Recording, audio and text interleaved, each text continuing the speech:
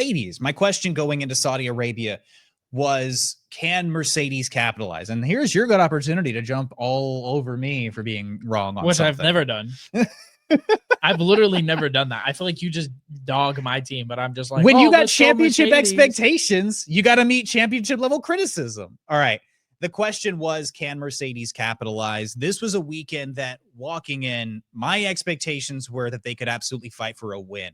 And to say they underperformed when winning is the objective, you underperformed. They absolutely did not. I thought they'd be in the window, at least on for another George Russell podium, and they fell into a P5, P6, which that's still a pretty respectable weekend by all accounts. But when the expectations are to win, not quite. Still a bit of a ways off target. Mercedes messed up on the setup, and that applied a ton of graining to the front end of the car, specifically the front left for George, who complained for a good chunk of the final stint that the tires were blistering. And if you're not sure what blistering is, it's imbalance on temperature in the tire, creates bubbles, leads to more graining more aggressively. Basically, it's kind of a death sentence for your tires if you push them too hard. Toto Wolff even saying post-race, the worst performance so far of the year. The pace was just dropping away with a blistering tire, overheating. So far, we haven't gotten the explanations. Although, to be fair, there was a silver lining here. Kimi had a solid race. He held off Lewis Hamilton for P6. So expectations were definitely higher for me, though. They fell short. I was disappointed watching this race as a Mercedes resident fan. And overall, I think it is a bit of an example, and we see this example throughout all of these other teams, that you need the setup window to be just right to even be competitive this year. You really do. Mm-hmm. What do you think of Mercedes this weekend? I think Mercedes is doing a good job of trying to stay in the fight, but also I don't know if they're poised for a race win this year like that. And that's why I kind of asked you, which is why I kind of asked you a couple of weeks ago. I was like, Kimi's doing a really good job. Like, I have a wild question. You jumped me off and you said, well, yeah, I think he can win a race. And I was like, well, I was going to ask if you think he can make podium. I don't know if a win is in.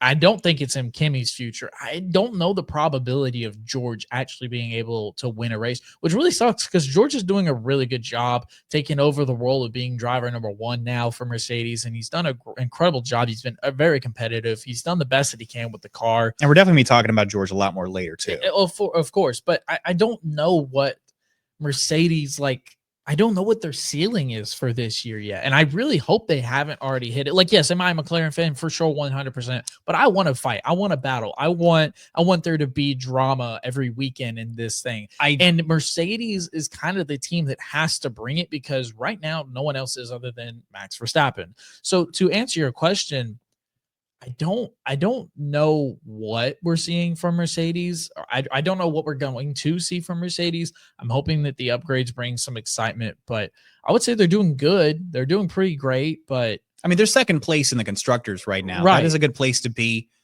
Overall, they do have the second fastest car. I still believe that, generally speaking, they've got the second most reliable machine. I will say this. They're doing better than I thought they were going to do. They're doing very well. I think that the characteristics of the car at present, I was convinced, that they were going to have a really strong performance. They've seemed to have figured out high speed and then high speed cornering, but the setup wasn't right this weekend.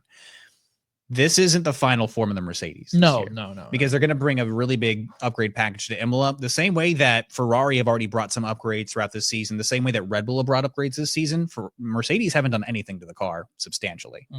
So with that being said, I'm not going to count Mercedes out, and that's not some homer thing. That really is. I'm not going to count them out because they're not finishing that far away. They do such a good from job. McLaren. Well, they do such a good job at bringing upgrades. It's something that we've seen from Mercedes in the past, where maybe the track or maybe the car that they put on track to begin the year is not as talented, is not as it doesn't perform as well as the car that they finished the year with. Like Mercedes does a really good the job cars of the bringing cars are always upgrades. going to get better throughout the course of the season. That's Well, across the board. I get that, but I'm But just saying something. It always seems to me the Mercedes more than other teams at times do a really good job of understanding what needs to be fixed and bringing those upgrades. They do a solid job, but this regulation has been really taxing for them. Last year, like last year, for instance, they brought a new floor to Spa that did not react the way that they were expecting to in the slightest. They just went back to the previous floor and then went on to win the race.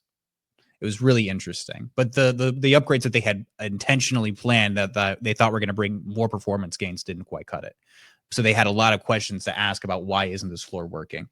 There have been moments like that throughout this entire regulation. So Mercedes historically before this, very effective. That within the budget gap, within these regulations, they've had struggles. I was wrong. So it's not always perfect for Mercedes, but they seem to understand the car now. And I'm really curious to see how much the upgrade package coming out of Imola is going to be impacting the performance of the car. Red Bull seemed to have a progression plan that goes through Imola. Ferrari obviously brought a pretty big package through Bahrain, and I'm sure they have some more things throughout the rest of the season. And all that to say, we're not seeing Mercedes final form yet. I have a belief that they'll at least land a couple of wins this year. McLaren are very much still probably going to remain the front runners to win this championship. But mind you, and TLPs, if you've been watching Formula One the last few years, you'll probably remember this. This time last year, if you would have asked anybody, it was Red Bull's championship. It's going to be another year of Max Verstappen dominance.